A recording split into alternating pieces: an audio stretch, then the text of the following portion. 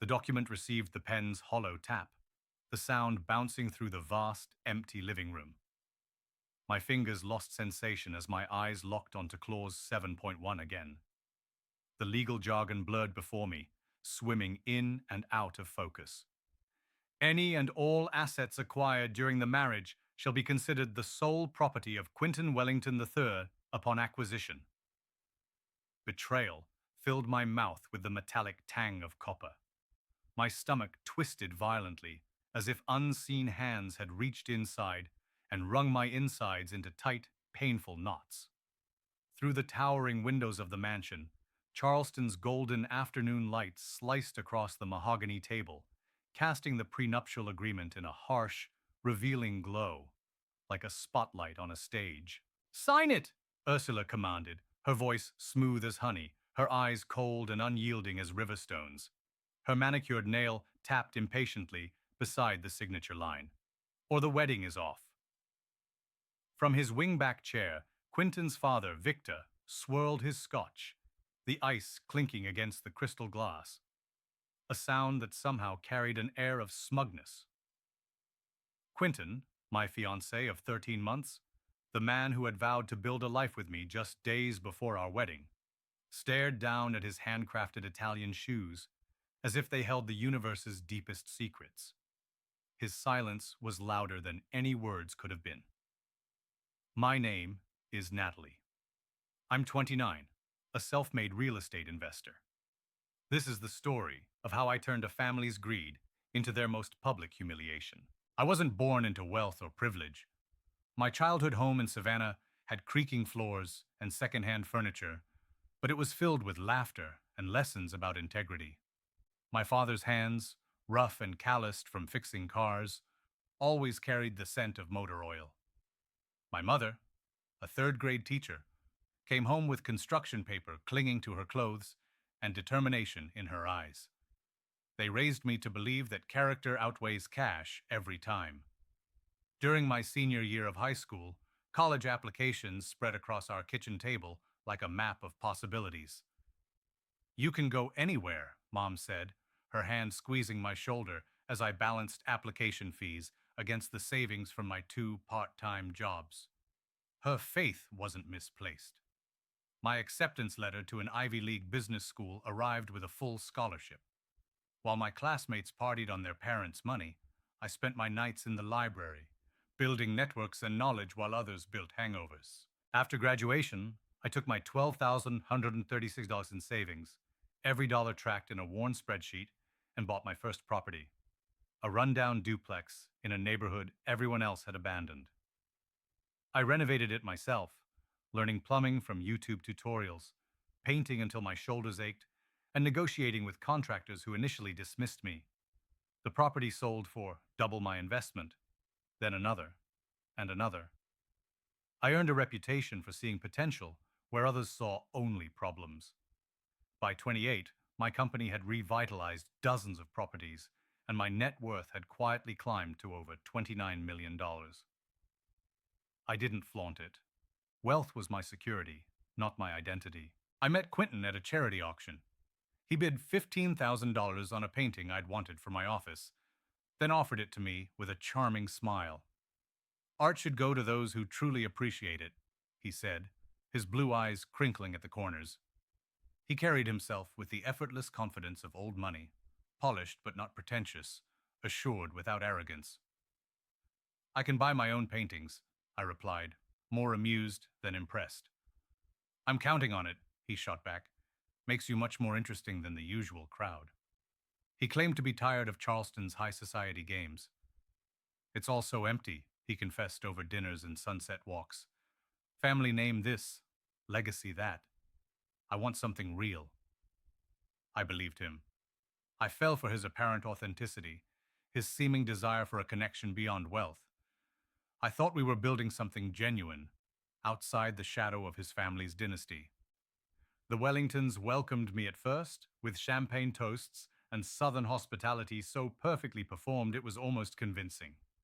There were weekend sailing trips on their yacht, brunches on verandas dripping with wisteria, and charity galas where they introduced me with practiced warmth. Then came the paper cuts, small, precise wounds delivered with smiles. It's remarkable how far you've come despite your modest beginnings, Ursula observed over tea, studying me like an unusual specimen. Such business acumen, Victor remarked at dinner, clapping his son on the back. Not like our traditional southern ladies, is she, son? Quentin's sister, Vanessa, 3 glasses into a family barbecue, raised her flute. Let's toast the bride. Quentin, darling, just make sure she doesn't bankrupt you with one of her risky ventures. Laughter rippled around the table, while Quentin squeezed my hand under the tablecloth. A silent apology that cost him nothing. In their eyes, I wasn't a partner. I was a threat, an outsider, new money that might siphon off the old. 2 weeks before the wedding, Ursula's daily calls began. Each started with saccharine concern before circling back to the same topic: my finances. Darling, I was just chatting with our financial advisor, she'd say, her voice dripping like syrup laced with cyanide.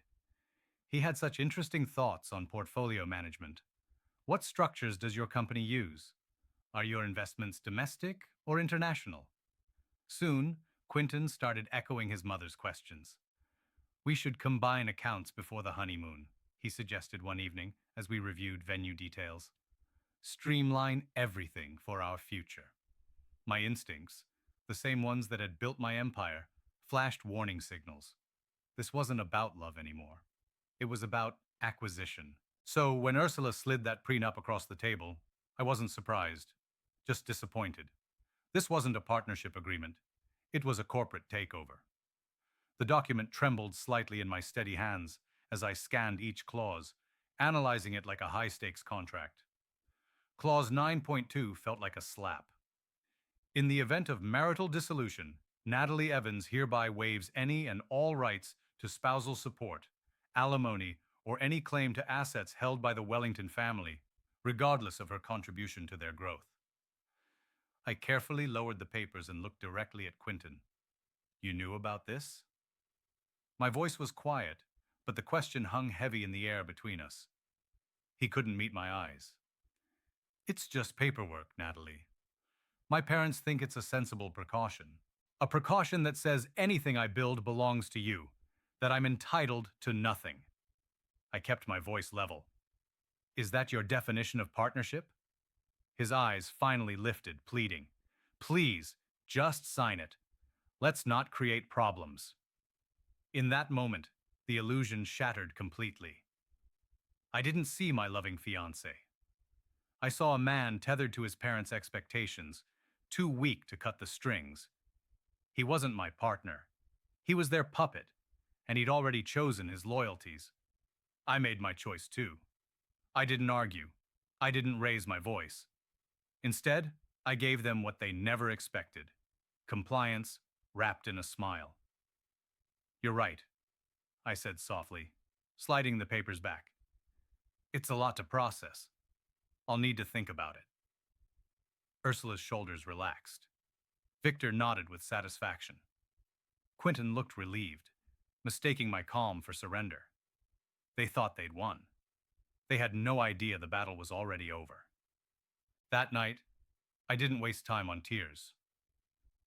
In my downtown apartment, a sleek, modern space I owned outright, I made one call.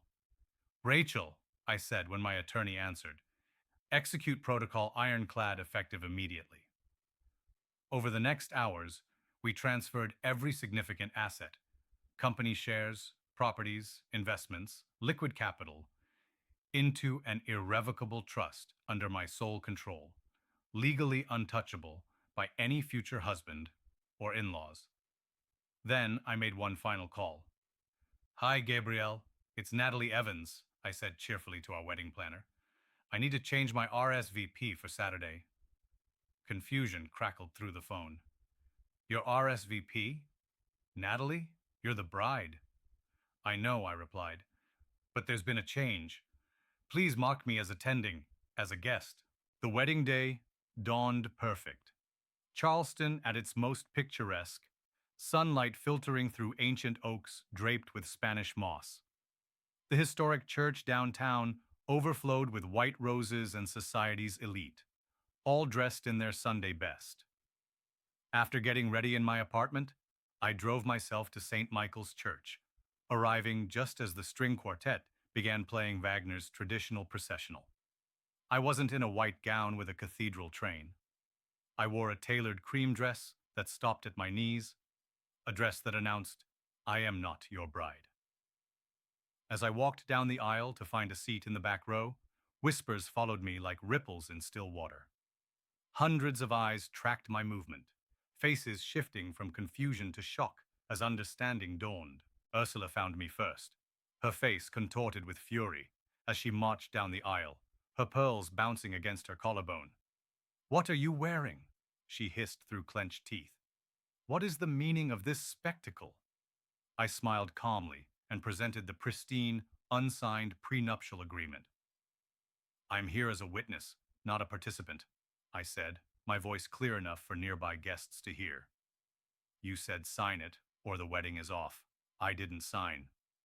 Her face blanched as Victor stormed over, having witnessed the commotion from his position near the altar where Quentin stood, ashen-faced and panicking. "You ungrateful little nobody!" Victor boomed, his complexion mottling red beneath his tan.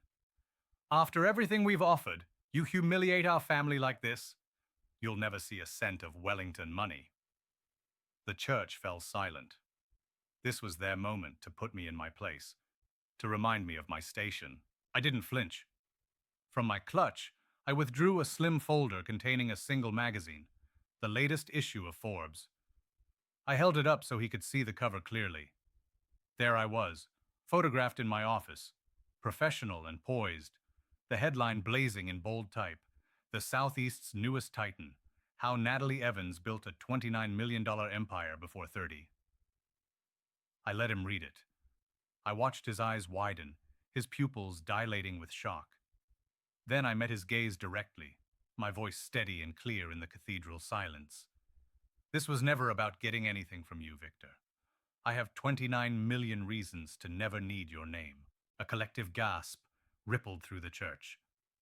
Across the aisle, Vanessa's champagne flute slipped from her fingers, shattering against the stone floor like the family's illusions about me.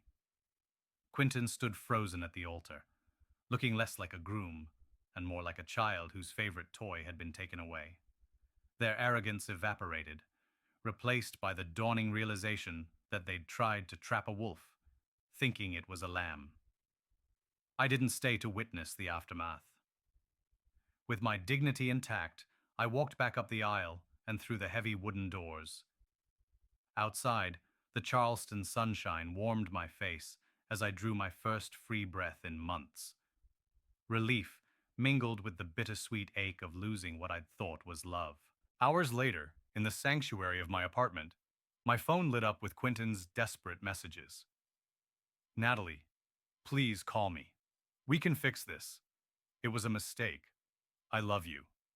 My parents are devastated. They're blaming me for everything." I read each one without emotion, recognizing the words of a man mourning a financial opportunity rather than a relationship. He wasn't sorry for betraying me. He was sorry he'd been caught, sorry he'd failed his parents' expectations. With methodical precision, I blocked every Wellington number. Quentin, Ursula, Victor, Vanessa. Each tap of my screen felt like cutting another string that had tried to bind me. It wasn't vengeance, it was freedom. 2 weeks later, I received formal confirmation that the engagement was officially dissolved. My attorney informed me that Quentin had withdrawn his proposal through legal channels, effectively ending any remaining contractual obligations related to the wedding. The chapter was closed permanently, exactly as I wanted it.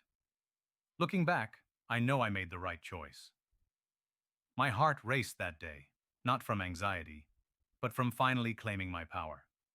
The lesson in betrayal delivered an unexpected justice. They wanted my money, but all they got was public humiliation. I kept my dignity, my independence, and my $29 million.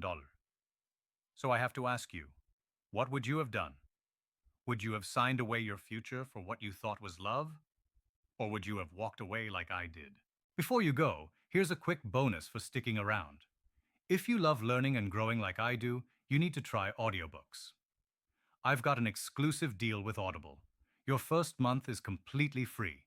That's access to over 500,000 titles, zero cost to you. All the details are waiting in the description. Don't miss this one.